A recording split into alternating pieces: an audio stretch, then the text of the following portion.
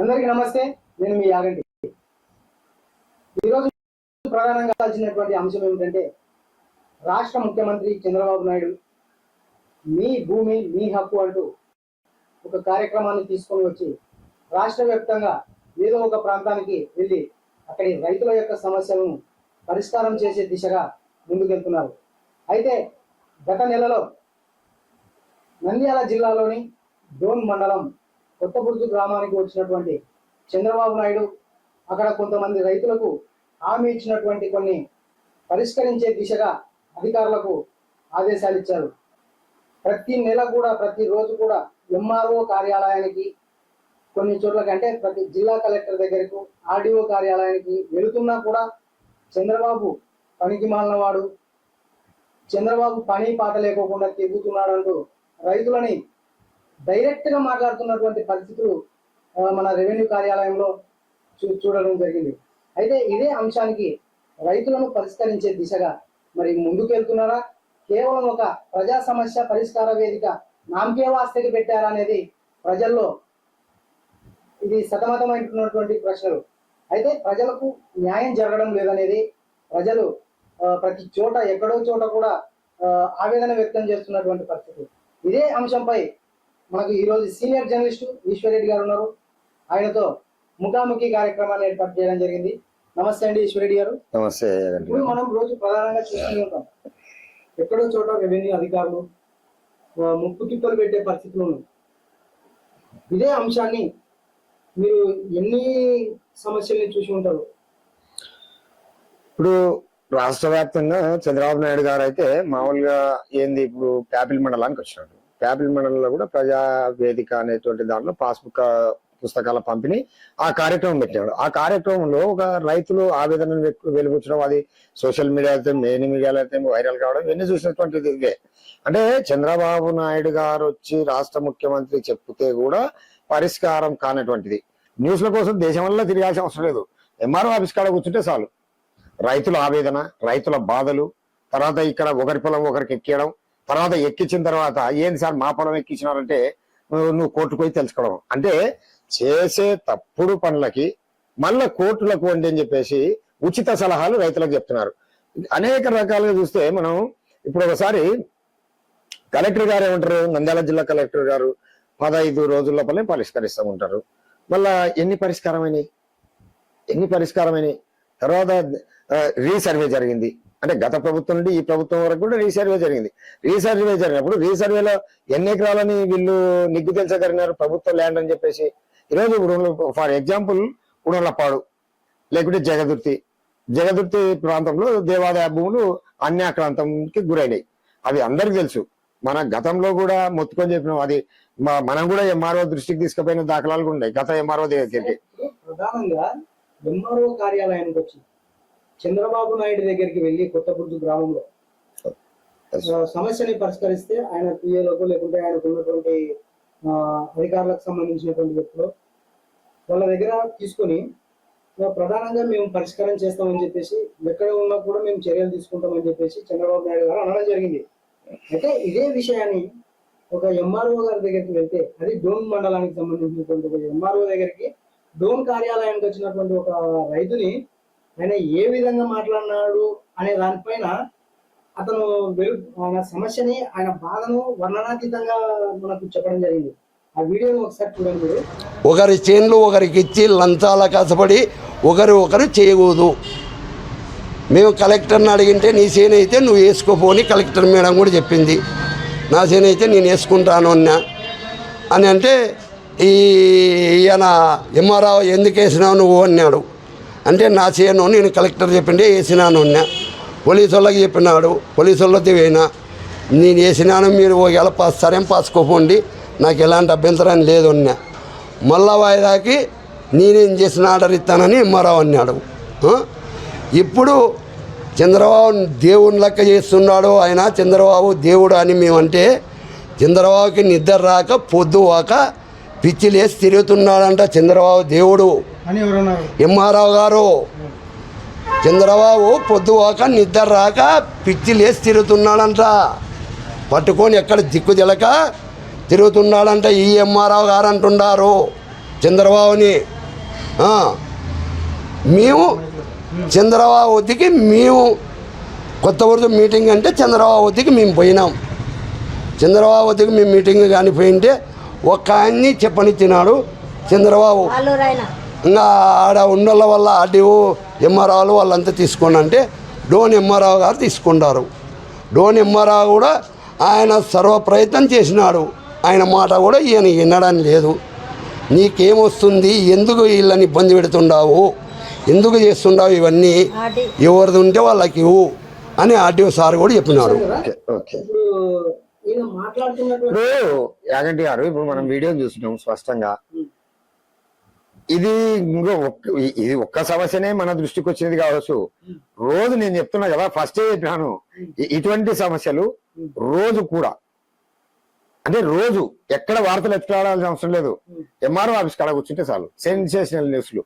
నాతోటి డైరెక్ట్ గా ₹1,00,000 తీసుకొని నాకు ఎందుకు పని చేయవు అని నిలదీసినటువంటి ఒక మహిళ నిలదీస్తుంటే అంతకంటే దౌర్భాగ్యం ఏముంది? అంటే ఆ ఎంఆర్ఓ ఆఫీస్ లో అవినీతి ఏ రకంగా కూరుకుపోయిందంటావు. తర్వాత ఇంకోటి వేరే ఇదే డోన్ టౌన్ లో ఇండ్లు వదగొడితే ఒక రెవెన్యూ అధికారికి మేము ఇంత అప్పచెప్పినాం కొర్రో ముర్రో అని చెప్పేసి పడగొట్టినప్పుడు ఆ మహిళ ఎంత వేదన్ని అంటే డబ్బులు ఇచ్చింటారు, కట్టుకుంటారు, ఇవన్నీ జరిగినాయి కదా. అంతేకాకుండా ఇప్పుడు జగదుర్తి అని ప్రస్తావన చేసింది. తర్వాత ఉడుగులపాటు తీసుకోండి. ఈ రోజు వరకు గత ప్రభుత్వంలో కోట్ల జయసూర్యప్రకాష్ రెడ్డి గారు ఎన్నికలలో ఏమన్నారు, మీరు మళ్ళీ ఒకసారి రెక్టిఫై చేసుకోండి. కోట్ల జయసూర్యప్రకాష్ రెడ్డి గారు ఏమన్నారు, ఉడుగులపాడులో మాట్లాడుతూ, ఆ రోజు ప్రత్యక్షంగా నేనున్నాను, మాట్లాడుతూ ఈ యొక్క భూ కబ్జాలకు తెరలేపినాడు బుగ్గన రాజేంద్రనాథ్ రెడ్డి గారు, మాజీ ఆర్థిక శాఖ మంత్రాలు, ఎన్నికల సమయంలో అంటే ఎన్నికల ప్రచారంలో బాగా ఉడుగులపాడులో. మళ్ళా ఈ రోజు ఎన్ని భూ కబ్జాలని ఈయన బయటికి తేగలిగినారు అంటే, ఇక్కడ ఒకటేంటి, ఒక రెవెన్యూ అధికారి ఇక్కడికి రావాలంటే ప్రజాప్రతినిధితో మాట్లాడకల రావాలా. లోపాయికారిగా ఏముంటుందేమో మనకు తెలియదు. కానీ ఏంటంటే కోట్ల జయసూర్యప్రకాష్ రెడ్డి గారి కుటుంబం ఒక మచ్చైన కుటుంబం అనేటువంటి ఉద్దేశంతోనే ఈ డోన్ ప్రాంత ప్రజలు ఎన్నుకున్నారు. కాబట్టి సూర్యప్రకాష్ రెడ్డి గారు కూడా ఆ రోజు అన్నారు కాబట్టి దాని మీద దృష్టి పెట్టి, ఇంకా అంతేకాకుండా ఇంకో మాట అన్నారు, ఇక్కడ రియల్ ఎస్టేట్ దందాకు తెరలేపినారు బుగ్గన రాజేంద్రనాథ్ రెడ్డి గారు, మాజీ మంత్రి, అప్పుడు మంత్రి లేపినారు. కాబట్టి ఖచ్చితంగా మేము ఎంక్వైరీ చేసి జ్యుడిషియల్ కి అప్పచెప్తాం, తర్వాత జైలు పాలు చేస్తామని కూడా అన్నారు.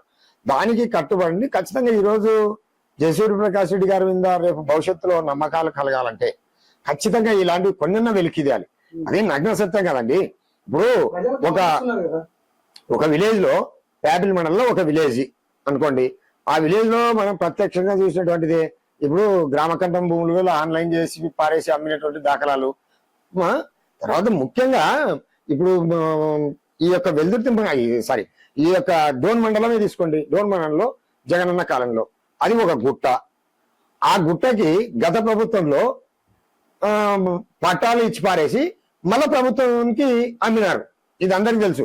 మళ్ళా దానిలో ఒరిజినల్ రైతులు కింద రైతులు ఉండేటువంటి, ఫర్ ఎగ్జాంపుల్ ఒక జర్నలిస్ట్ భూమి, లోకేష్ భూమి, దానిలో ఏం చేసినారు, వేరే వాళ్ళకి చేసి వేరే వాళ్ళకి డబ్బులు ఇచ్చారు. మళ్ళా అంటే ఇంత గనులు ఎవరు, ఈ రెవెన్యూ అధికారులు. దానిలో ఇంకో విషయం చెప్పాలండి, ఇక్కడ ఎంఆర్ఓ కూడా ఒక తోలుబొమ్మనే. అంటే తోలుబొమ్మ అంటే ఇప్పుడు ఒక బొమ్మ ఉంటుందండి. పూర్వకాలం మనం చిన్న ఉన్నప్పుడు తోలుబొమ్మలు ఇట్లా ఆడిపించుకుంటూ వస్తుంది, ఇట్లా అంటే కర్ర పెట్టుకొని. అంటే దీనిలో కీలక పాత్ర ఎవరు, విఆర్ఓలు. అంటే వీళ్ళు చెప్పేది ఇట్లా ఒక నువ్వు ఆడుతుంటే మేము వెనక ఇట్లా ఆడిస్తామని, దాన్ని తోలుబొమ్మ అంటారు. చెప్తున్నారు కానీ ఇప్పుడు కింది స్థాయి అధికారులు తప్పు చేస్తున్నారు, ఈమె కూడా ఏసీబీ అధికారులు కూడా దాడులు చేసిన సందర్భాలు ఉన్నాయి. అవును. కానీ ఒక చిన్న ఎలక పిల్లల్ని బొక్కలు దాక్కున్న దానిని పట్టుకోవాల్సినటువంటి వ్యవస్థలు కూడా ఈరోజు పెద్ద పెద్ద తిమింగలాలను వదిలేసి చిన్న ఎలకలను పట్టుకుంటున్నారు. ఇప్పుడు ఇటువంటి సందర్భాల్లో మనం చూస్తున్నాం. పెడితే 15 రోజుల లోపల భూ సమస్యల్ని పరిష్కరిస్తామని చెప్పేసి సాక్షాత్ కూడా కలెక్టరే అన్నారు. అవును. కానీ అదే విధంగా ప్రధానంగా డోన్లో 70% పైగా ఒక రెవెన్యూ సమస్యలే ఉన్నాయంటే దీనికి కారకులు ఒక రెవెన్యూ అధికారులే. మరి వీళ్ళు క్షణాల్లో తేల్చాల్సినటువంటి అధికారులు కూడా అసలు వీళ్ళు గొడవలు పెట్టి ప్రధానంగా ఇప్పుడు ఎక్కడ ప్రభుత్వ భూమి ఉందో అని చెప్పి కొంతమంది రాజకీయ శక్తులకు కూడా పక్కన పెట్టేటువంటి పరిస్థితులు కూడా ఉన్నాయని చెప్పేసి కొన్ని ప్రజా సంఘాలు కూడా చెప్పడం జరుగుతుంది. ఇదే విషయాన్ని గతంలో PCRS భాగంలో అంటే ప్రజా ఫిర్యాదుల పరిష్కార వేదిక కార్యక్రమాన్ని ఇక్కడ సాక్షాత్తు గత సంవత్సరం నవంబర్ నెల అనుకుంటా ఆ టైంలో ఇక్కడ వేదికను ఏర్పాటు చేశారు కలెక్టర్ గారు మున్సిపల్ కార్యాలయంలో. అటువంటి సందర్భంలో 70% కేవలం ఒక డోన్ మండలంలోనే, డోన్ నియోజకవర్గంలోనే, డోన్ మండలంలోనే భూ రెవెన్యూ సమస్యలు ఉన్నాయని చెప్పేసి ఆమెనే సాక్షాత్ చెప్పింది. ఒకసారి మీరు ఆ వీడియో నుండి వేయండి ఒకసారి వీడియో. డోన్ రెవెన్యూ డివిజన్లో మనం గ్రీవెన్స్ కండక్ట్ చేయడం జరిగింది. దగ్గర 150 వరకు ఈరోజు పిటిషన్స్ ఇచ్చారు. ఎక్కువగా ఇందులో 70% పిటిషన్స్ రెవెన్యూ పైనే ఉన్నాయి. అందులో కూడా ఎక్కువగా డోన్ మండల్ నుంచి వచ్చాయి.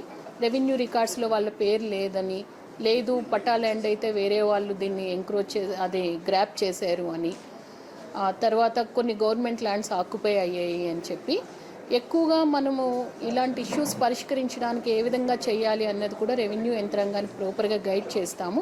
ప్రాపర్ నోటీసెస్ బోత్ పార్టీస్కి ఇచ్చి హీరింగ్ కండక్ట్ చేసి స్పీకింగ్ ఆర్డర్ ఇస్తే వాళ్ళ దగ్గర కూడా ఒక డాక్యుమెంట్ ఉంటుంది. దానిపైన అగ్రీవ్డ్ పార్టీ ఎవరైనా ఉంటే అప్పీల్ చేసుకోవడానికి అవకాశం ఉంటుంది.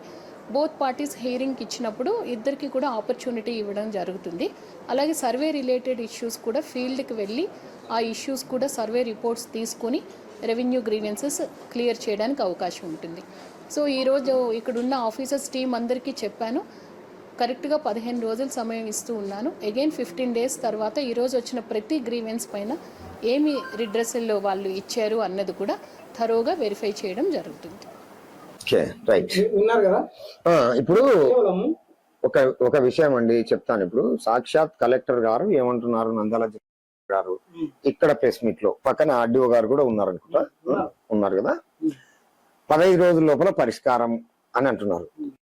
ఎన్ని పరిష్కరించినారు కలెక్టర్ గారు? అసలు ఇప్పుడు స్పందన అంటారు మామూలుగా, ప్రజా సమస్యల పరిష్కార వేదిక.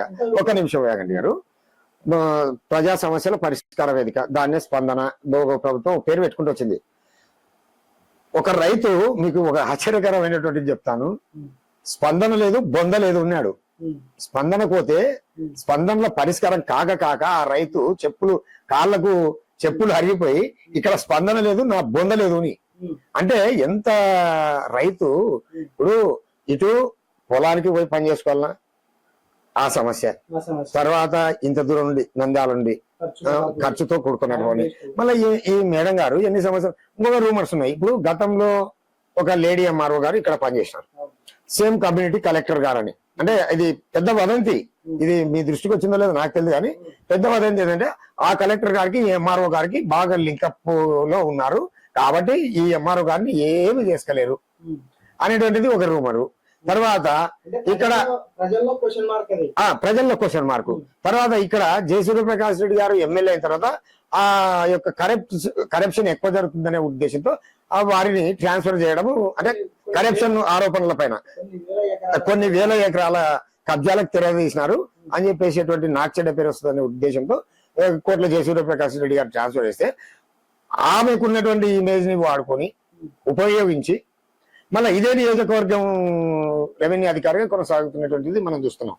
అంటే ప్రధానంగా ఒకటి డోన్ ని చెప్పుకోవాల్సినది అంటే ఇండస్ట్రియల్ ఏరియా, తర్వాత పొలాలకు రెక్కలు వచ్చినాయి, దానిలో రెవెన్యూ ల్యాండ్ ఎక్కువ ఉంది, తర్వాత ఇవన్నీ కూడా కారణం.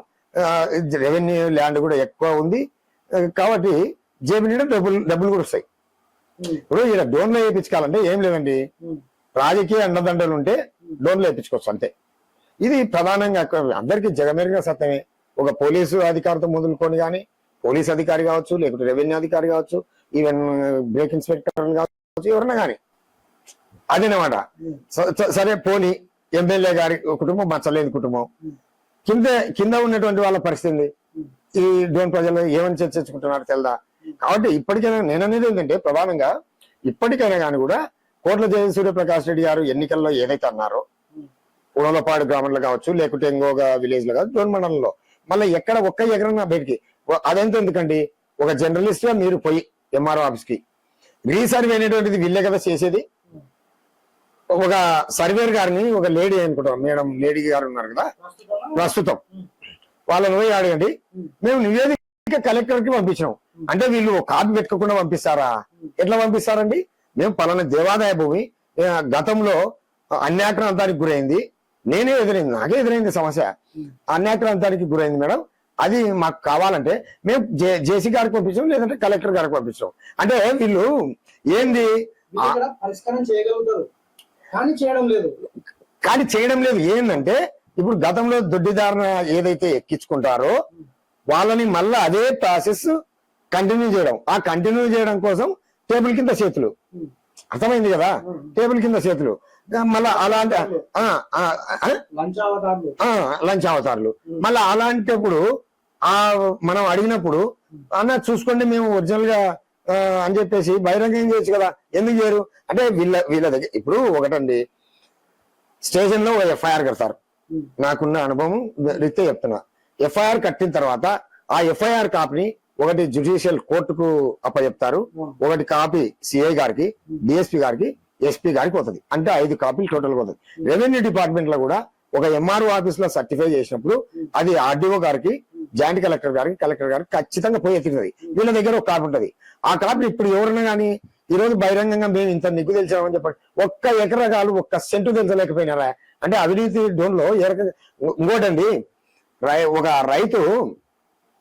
ఒక రైతు ఏదో పేరు అనుకుంటా, ఐడియా రాకుంది, ఒక బలిజ సామాజిక వర్గానికి సంబంధించినటువంటి ఒక వ్యక్తి సిసిఎల్ పోతే సిసిఎల్ ని తప్పుదో పట్టించి రిపోర్ట్ ఇచ్చినారండి. ఎంత గనులు లెక్కేసుకోండి. దానికి ఇలాంటి దానిలోని కీలక పాత్ర పోషించడానికి ఒక 3-4 ఎంఆర్ఓ విఆర్ఓలు. అంటే దీనిలో కూడా కింది స్థాయి ఉద్యోగులకు మాత్రమే ఏసీబీ అధికారులు రైట్ చేయడం జరుగుతుంది. ఓకే. ఇంకొకటి, ఒకవేళ ఎవరైనా కానీ ఏసీబీ అధికారులు దాడులు చేయాలని ఒక ఏదైనా ఇన్ఫర్మేషన్ ఉందనుకోండి, డైరెక్ట్ గా ఎంఆర్ఓ కార్యాలయానికే ఏసీబీ అధికారుల నుంచి ఫోన్ వస్తుందని చెప్పేసి చాలా రూమర్స్ జరుగుతున్నాయి. కానీ ఏసీబీ అధికారులు దాడులు జరుగుతున్న సమయంలో ఆఫీస్ మొత్తం ఖాళీ అవుతుందని చెప్పేసి దానికి చెప్తానండి. ఇప్పుడు ఏంటంటే ఏసీబీ వ్యవస్థ అనేది కూడా వాళ్ళేం దేవుళ్ళు కాదు కదా, వాళ్ళ మనుషులే. అదొక డిపార్ట్మెంట్, అవినీతి నిరోధక శాఖ. దానిలో ఎవరో ఉంటాడు కదా పనికి వాళ్ళోడు. అంటే అంతే కదా, ఇది వెనక్కి తీసుకునే సమస్య లేదు. ఇది ఇప్పుడు లంచాలు తీసుకునేటువంటి పట్టుకోవడానికి, లంచాలు తీసుకునే అధికారులను పట్టుకోవడానికి ఏసీపీ యాంటీ కరప్షన్ బ్యూరో ఏర్పాటు చేసింది. మళ్ళా దానిలో అతను ఎవరైనా కాదనుకో లీక్ చేస్తున్నా అంటే వాడు పనికి వాళ్ళోడు కాక ఏమంటారు, అంతే కదా. అంటే ఆ సొంత మాతృ సంస్థకు ద్రోహం చేస్తున్నట్లే కదా. అంటే ఏంది, యువతల ఆఫీసుల నుండి ఆ లీక్ చేయడం, ఆ అవినీతి నిరోధక శాఖను కూడా కొల్యూట్ చేయడమే. అది 100%. ఇంకోటి మీరు అడిగిన క్వశ్చన్ కూడా చెప్తాను.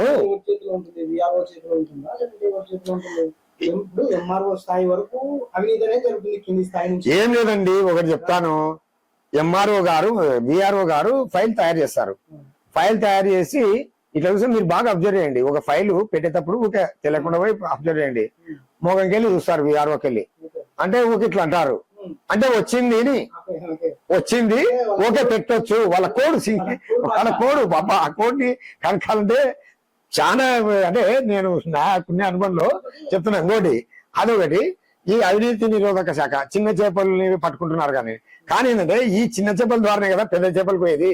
వాళ్ళు సేఫ్ సైడ్ ఇరుక్కున్నోడు చిన్న చేప అవుతుంది, తిమ్మింగలాలు తప్పించుకున్నారు. కానీ ఏంటంటే ఏసీబీ అధికారులు కూడా, ఇప్పుడు సోమన్న గారు ఉన్నారు, డిఎస్పీ గారు, వాస్తవంగా ఫాస్ట్ గా పనిచేస్తున్నాడు, దానిలో అనుమానం లేదు. చాలా కేసులు పట్టుకున్నాడు. కానీ ఏంటంటే ఇక్కడ సమస్య, ఎవరైతే చిన్న చేపను పట్టుకున్నప్పుడు పెద్ద చేప పేరు చెప్పినా కూడా వాళ్ళ మీద కేసు బుక్ చేయడం లేదు. అది సోమన్న సార్ గారు కూడా చేస్తున్న తప్పు. ఎందుకంటే ఇప్పుడు స్వయాన ఇక్కడ మన ఇది డోన్ ఎంఆర్ ఆఫీస్ లో రైడ్ జరిగింది, కార్యాలయంలో జరిగినప్పుడు ఎవరు సూపరింటెండెంట్ ఎవరో అతను పట్టుకున్నాడు. వాస్తవంగా అది ఆ క్యారెక్టర్ కాదు అనేది ఒక రూమరు. కానీ ఏంటంటే అతను స్వయంగాన రెవెన్యూ అధికారి పేరు చెప్పినాడు.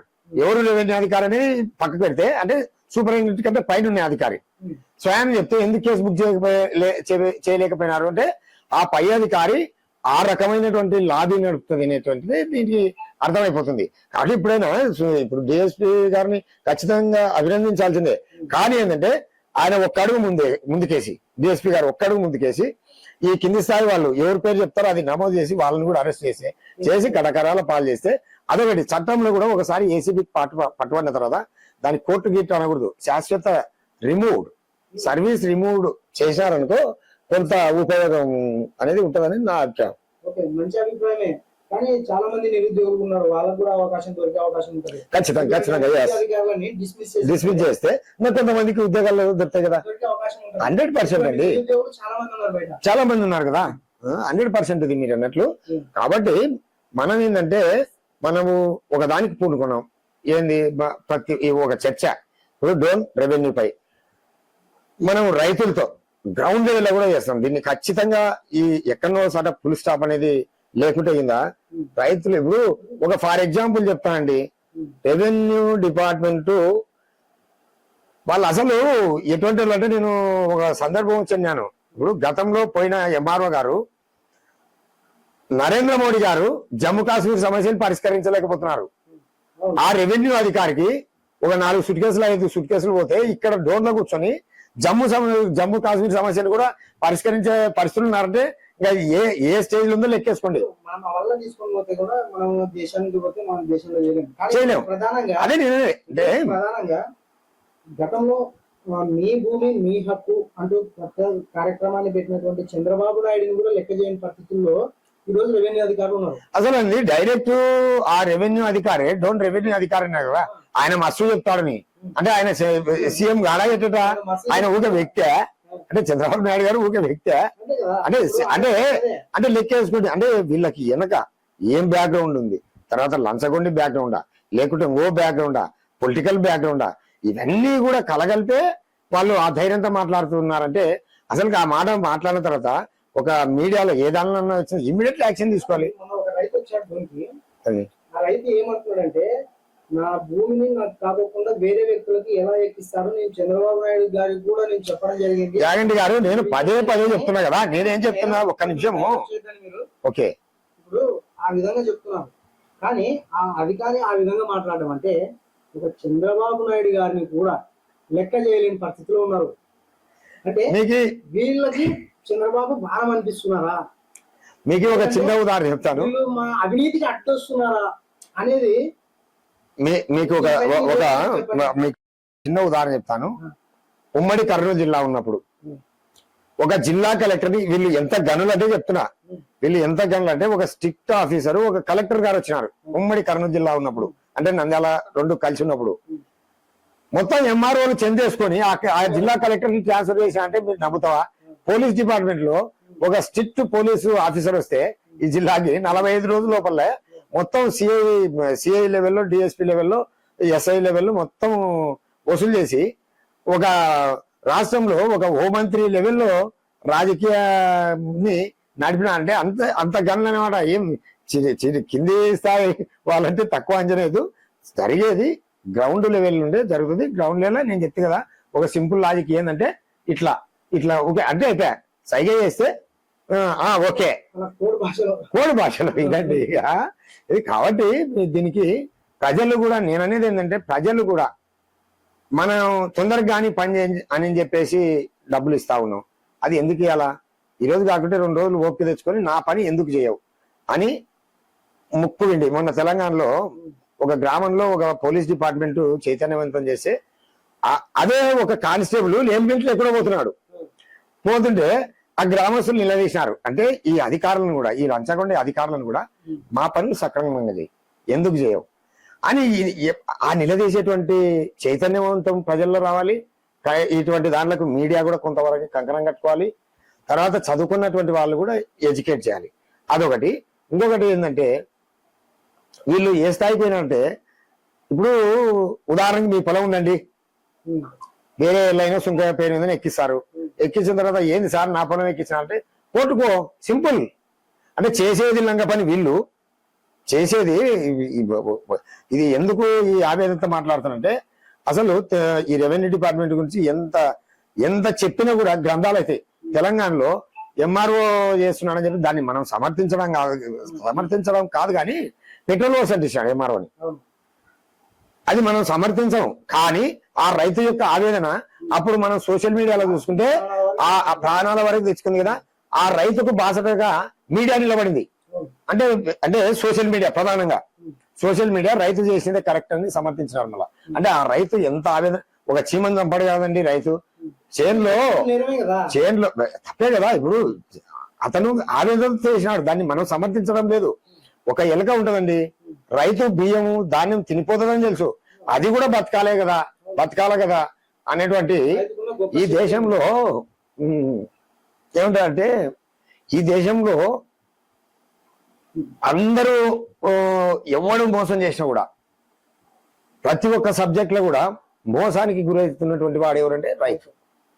కాబట్టి ఈ దేశంలో ప్రధానంగా రైతును బతికించాలి.